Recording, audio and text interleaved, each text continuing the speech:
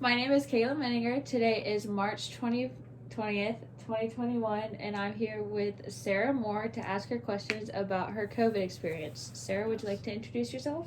Hi everybody, I'm Sarah and I lived through the COVID pandemic and it was quite interesting. So, Sarah, do you remember how you first felt when you heard the news of COVID?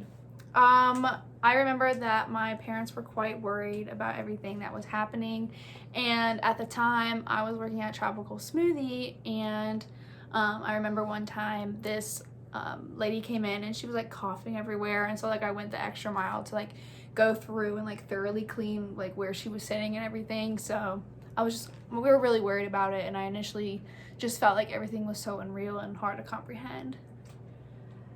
So, what was one of the most difficult adjustments you felt when you had to quarantine? So one of the main things that I struggle with is being alone and like feeling lonely. And so quarantine is the definition of being alone. So I pretty much felt just like that the one thing I'd been scared of my whole life, being an only child, was coming true.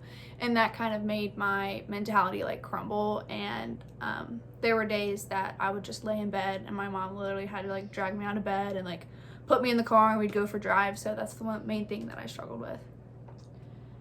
Yeah, so how the news was portraying the virus, how did that affect the way that you were dealing with it at home by yourself? I think that the news fed into a lot of my anxiety. It fed into just how I felt about myself and like if I could prevent anything. My parents both have underlying conditions, and I remember like one time like the deaths were like going up and up and up, and I was freaking out, but I still wanted to like live my life. And I asked my mom if I could go hiking with one of my friends, Anna. And so we were like, it'll be fine, we'll go to a waterfall, like it'll be outdoors, we'll have plenty of space, you know, not a lot of people are going to be out. So we drove all the way to this waterfall, and it was like the first time I like really got to get out of the house, and it was like this, like it felt really really good. But then I was there and there were like over 50 people there. It was like really crowded, no one was wearing masks. It was just like really an anxious feeling I got. And I remember having to call my mom, and I told her, I was like, I might have gotten exposed, like what do you want me to do? Do you want me to not come home? I can stay with Anna, like.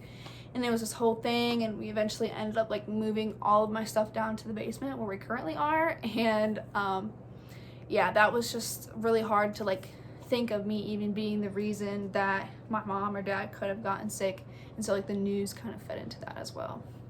So after that experience, how did you find yourself coming into the time we are now where we learn how to live with the pandemic? How did you kind of start to reincorporate yourself with the real world and with other people?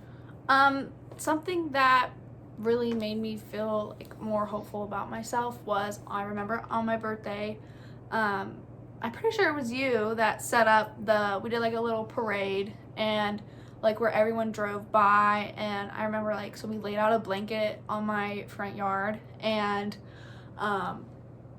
we had like people drive by, they were like beeping their horns and like telling me happy birthday. And it was just really really like it made me still see the people in my life. And you know, after my boyfriend having COVID and just like not seeing him for so long, and being able to start this whole thing back up, kind of see all my people like on the day that's really important to me, was really hopeful. It helped me like break out of my shell. I could start being myself. I mean, like they drove by and like brought little gifts, and I got to sit out there with my friend Mallory, and we like colored and like stayed socially distanced and everything. And it was just really hopeful. I got to actually like dress up and like get up and go do things, which hadn't happened for like 5 months. So having that experience really helped me push through those hard times.